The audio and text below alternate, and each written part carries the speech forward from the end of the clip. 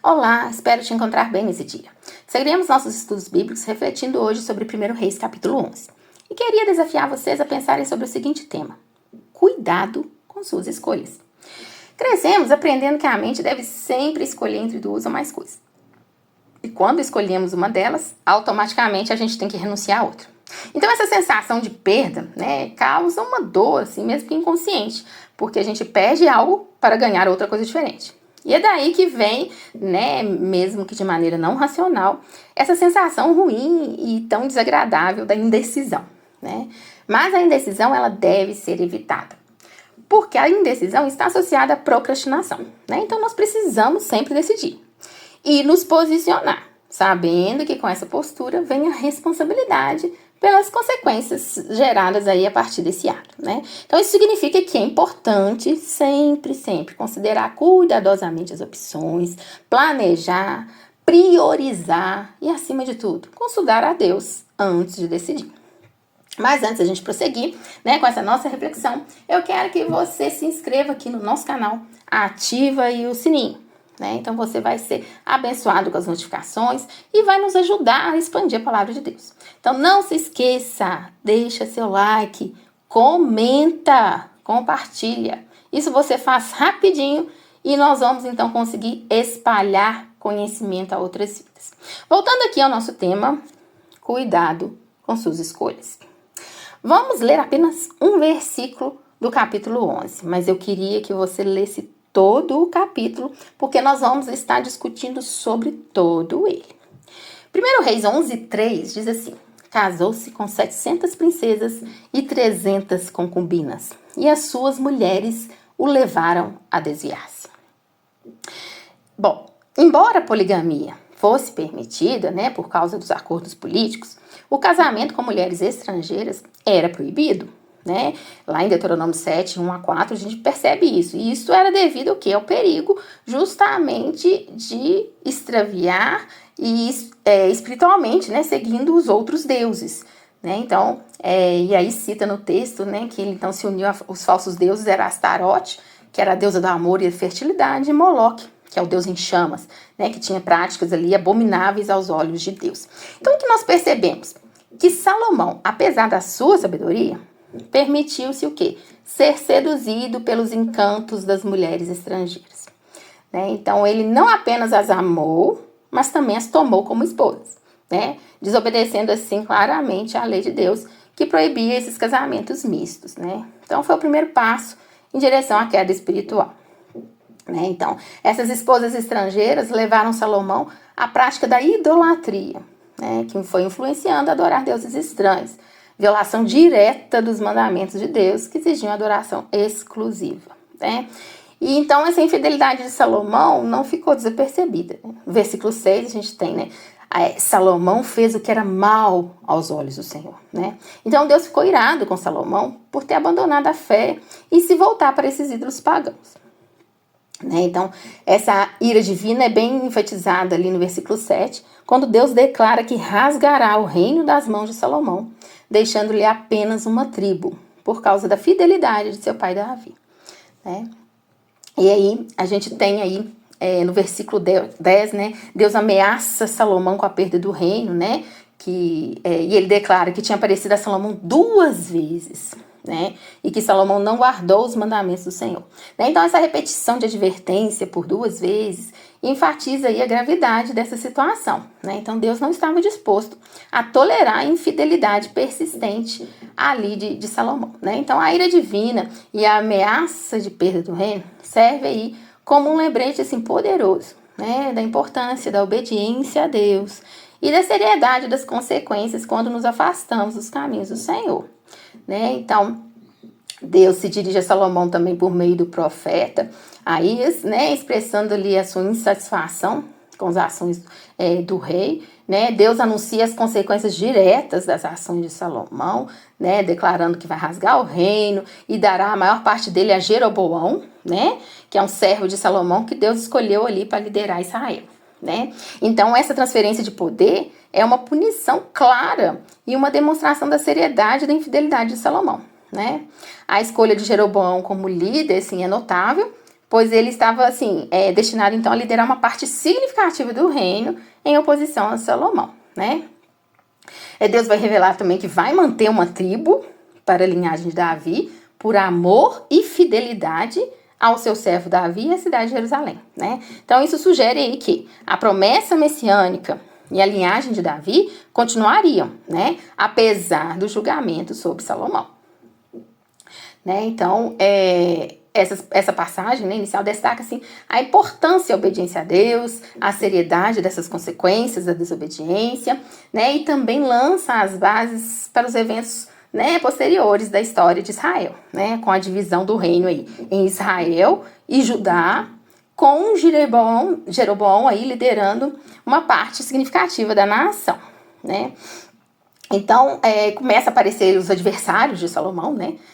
O primeiro adversário mencionado é Haddad, né, que era um edomita que tinha escapado da matança realizada por Davi, né, em Edom. Então Haddad retorna a Edom e torna então uma ameaça constante ali à autoridade de Salomão, né. Outro adversário é Rezon, né, e aí vai citando, né, o quê? Adversários que vão surgindo que se tornaram então o quê? A ameaça à estabilidade do reino de Salomão, né. E temos Jeroboão, né, que por ser um homem talentoso e valente havia sido promovido por Salomão, né. No entanto, Jeroboão recebeu a profecia de um homem de Deus que previu que ele governaria 10 tribos de Israel, formando assim então um rival a Salomão, né. Esse é o evento fundamental, né, já que Jeroboão se tornaria assim um líder significativo após a morte de Salomão, né. Salomão vai morrer em torno ali com 60 anos de vida, né? Então a gente vê, né, nitidamente essa infidelidade do rei e o surgimento de adversários, né, por causa dessa infidelidade.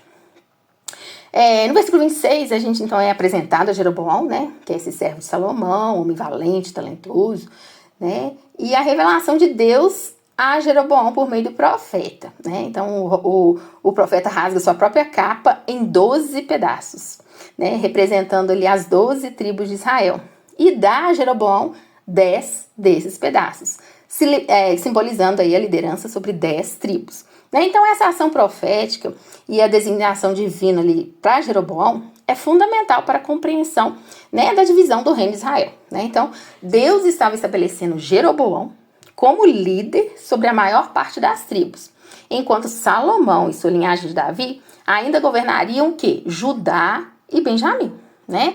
Então essa divisão aí está claramente relacionada à desobediência de Salomão e ao culto a deuses estrangeiros, né? Então Jeroboão recebeu a promessa de Deus, né, que se ele andasse nos caminhos do Senhor e obedecesse seus mandamentos, né, ele seria abençoado e a sua dinastia, né, ia se manter sobre Israel com sucesso. Então, os versículos posteriores vão mostrar Jeroboão aí começando a se tornar uma figura influente no reino, né? E como Salomão começa a perceber essa ameaça e tenta ali matar Jeroboão, né? No versículo 41, né? A partir do 42, né? Nós temos aí um resumo longo do longo reinado aí de Salomão, que durou 40 anos, né? Em Jerusalém. Então, durante esse período, Salomão governou sobre Israel, consolidou seu poder, realizou, né, os projetos notáveis ali da construção do templo, expandiu sua influência e também foi marcado por quê? Pela infidelidade, que aí foi resultado, né, dessas consequências aí bem significativas, né. No versículo 43, então, encerra, né, com a nota da morte de Salomão, né, e que ele é sepultado na cidade de Davi, seu pai, né. Então, essa nota aí finaliza o capítulo e destaca assim, o ciclo completo da vida de Salomão e do seu legado, né? Então, quando a gente pega esse capítulo 11 e traz, né, para os nossos dias, né, a gente vê ali um rei dotado de sabedoria, riqueza, mas que infelizmente sucumbiu à influência das mulheres estrangeiras e se afastou dos mandamentos de Deus, né? Então, essa queda espiritual de um líder tão proeminente nos lembra de uma verdade eterna. Mesmo os mais sábios e poderosos entre nós podem cair em tentação e afastar-se de Deus, né? Então, todos nós estamos sujeitos a isso, né? Então, Hoje nós vivemos em um mundo repleto de distrações e tentações, onde as influências externas podem sempre nos desviar do caminho da retidão, né? Então, assim como Salomão, somos constantemente confrontados com escolhas que podem nos levar para mais perto de Deus ou vão nos afastar dele. Então, a história de Salomão vem nos alertar sobre a importância de permanecer vigilante em nossa fé, de sempre guardar nosso coração da idolatria e da desobediência. Então, um homem tão sábio se perdeu por causa do seu coração, que foi idólatra e desobediente. Então, ali o capítulo 11 também vai nos apontar para a necessidade de um redentor. Então, a promessa de Deus a Davi, que haveria sempre um descendente em seu trono, é uma prefiguração de Cristo, Messias prometido. Então, em meio às consequências da infidelidade de Salomão, vemos a fidelidade inabalável de Deus em preservar a linhagem messiânica. Quando Deus promete, ele cumpre, ele é fiel para cumprir. Então, assim como Deus levantou Jeroboão como líder, também enviou Cristo para ser o Rei dos Reis e Senhor dos Senhores. Então, ele é o único que permaneceu completamente fiel a Deus e que nos oferece perdão e restauração, independente das nossas falhas. Então, portanto, a gente deve lembrar que, assim como Salomão, todos nós precisamos de um Salvador. E Jesus Cristo é a resposta para os nossos pecados e a fonte da nossa esperança. Devemos permanecer fiéis a Ele, mesmo em meio a tantas tentações e influências desse mundo, confiando em sua graça para nos manter firmes em nossa jornada de fé. Queria desafiar vocês a estar orando pelo menos por 3 pontos. Então, ore por sabedoria e discernimento. A gente trabalhou isso ao longo de todos esses capítulos. Então, que o Senhor venha nos conceder sabedoria para tomar as decisões sábias, discernir aquilo que é correto e o que não é. Assim como Salomão pediu sabedoria a Deus no início do seu reinado, que a gente deve pedir então isso, orientação divina e sabedoria em todas as nossas escolhas. Ore buscando fidelidade e obediência. Então a gente precisa orar para que Deus nos ajude a permanecer fiéis a Ele em todas as circunstâncias. Clame ao Senhor, Ele vai te ajudar. Então que possamos aprender com o exemplo de Salomão e buscar uma vida de retidão diante de Deus. Então peça a graça de obedecer aos mandamentos de Deus e resistir às tentações que podem nos afastar dele. Não se mostre forte, peça ao Senhor para te ajudar a ficar livre das tentações. Ore para que você compreenda as consequências. Então podemos orar para que Deus nos conceda capacidade de entender a implicação de uma escolha nossa. Então que Ele nos ajude a ver as ramificações espirituais e as práticas de nosso comportamento, para que a gente possa agir com responsabilidade e evitar a queda espiritual. Então que o Senhor nos leve a ver além. Essa seja a nossa oração. Que Deus abençoe vocês.